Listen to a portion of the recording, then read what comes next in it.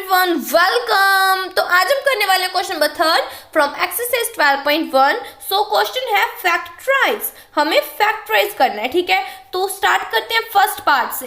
First part में देखिए क्या फैक्टर करोगे आप। इसके अंदर कुछ कॉमन है? नहीं है। इन चारों में कुछ भी ऐसा नहीं जो कि कॉमन हो, तो इसलिए इन चारों में कुछ भी ऐसा नहीं जो कॉमन हो, इसलिए हम इन्हें किस में करेंगे? पेयर्स के अंदर करेंगे। ठीक है, ताकि हमारे पास कुछ कॉमन निकल सके। अब इन दोनों का पेयर करेंगे, इन दोनों का पेयर करेंगे। और आप हमेशा ध्यान रखना, जब भी आपके पास ऐसे चार टर्म्स आए ना, तो आपको क्या करना होगा? हमेशा कॉमन लेना होगा। लेकिन कॉमन आप कैसे लोगे? चारों में तो कुछ कॉमन आ नहीं रहा, इसलिए हम इसे पेयर्स में करके कॉमन लेंगे। ठीक है, जब चारों में कुछ कॉमन नहीं आ रहा तो फिर हम पेयर्स में लेकर फिर कॉमन लेंगे। अब यहाँ पे हमने एक्स स्क्वायर और एक्स वाई का पेयर ले लिया है, और यहाँ पे हमारे पास क्या कॉमन आ रहा है? एक्स कॉमन आ रहा है। ठीक है, अब यहां से हमने एक एक्स तो कॉमन ले लिया, अंदर क्या बचेगा? एक्स, और फिर ये प्लस का साइन, और यहाँ पे हमने एक्स के ले लिया कॉमन, तो क्या बचेगा? वाई। अब यहाँ पे क्या कॉमन है? 8, और फिर अंदर क्या बचेगा? ये वाला एक्स, और फिर ये प्लस का साइन, और ये वाला वाई, क्योंकि 8 तो हमने कॉमन ले लिए। अब यहाँ पे क्या साइन आएगा? ये बात हमेशा ध्यान रखिए, या फिर आप इसे ना एक ट्रिक समझ लीजिए। यहाँ पे और ये वाला साइन, अगर ये दोनों साइन सेम है ना, तो फिर तो यहाँ पे प्लस आएगा। अगर ये दोनों साइन अलग अलग है तो फिर माइनस आएगा, और अब क्या आएगा? यहाँ पे प्लस। ठीक है, अब यहाँ पे आपको हमेशा ध्यान रखना है कि आपके जो ब्रैकेट के अंदर आएंगे ना, ये दोनों हमेशा सेम होंगी। यहाँ पे भी एक्स प्लस वाई आएगा, यहाँ पर भी एक्स प्लस वाई आएगा। तो हम इस एक्स प्लस वाई को एक बार लिख लेते हैं। ठीक है, ब्रैकेट वाले को एक बार लिख ले, और जो हमारा बाहर था उसे भी हम एक बार ही लिख लेंगे। ठीक है, पहले ब्रैकेट वाला लिख लिया और फिर जो हमारा बचा था उसे लिख लिया, तो ये क्या हो जाएगा? हमारा आंसर। ठीक है, अब देखते हैं इसका सेकंड पार्ट। सेकंड पार्ट करने से पहले इसके अच्छे से फैक्टर्स कर लेते हैं। अब 15 है, 15 का फैक्टर क्या होगा? 3 इंटू 5, और 6 है, 6 के फैक्टर क्या होंगे? 3 और 2।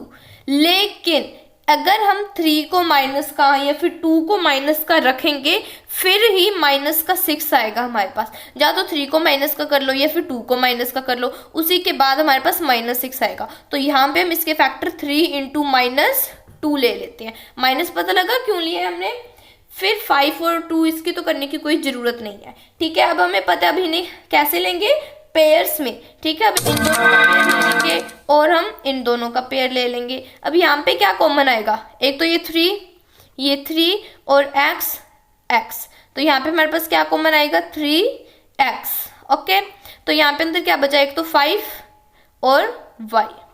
अब ये माइनस का साइन, अब अंदर क्या बचा? 2, और x तो हमने बाहर कॉमन ही ले लिया है।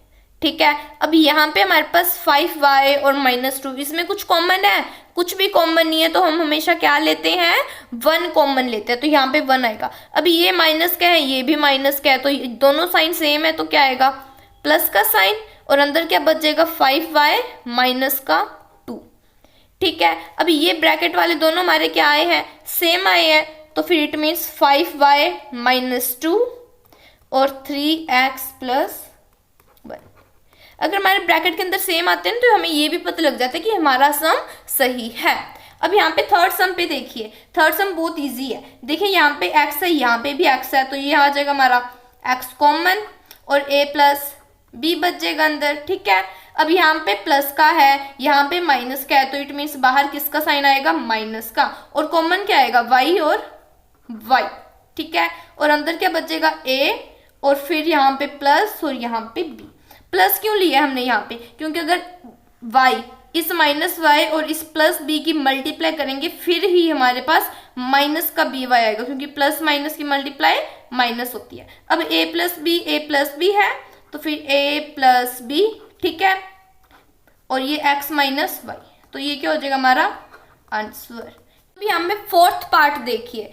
यहां से आप 15 को कॉमन ले लोगे, अंदर क्या बचेगा? pq + 1। लेकिन यहां से आप ऐसा क्या कॉमन लोगे कि अंदर pq + 1 बचे?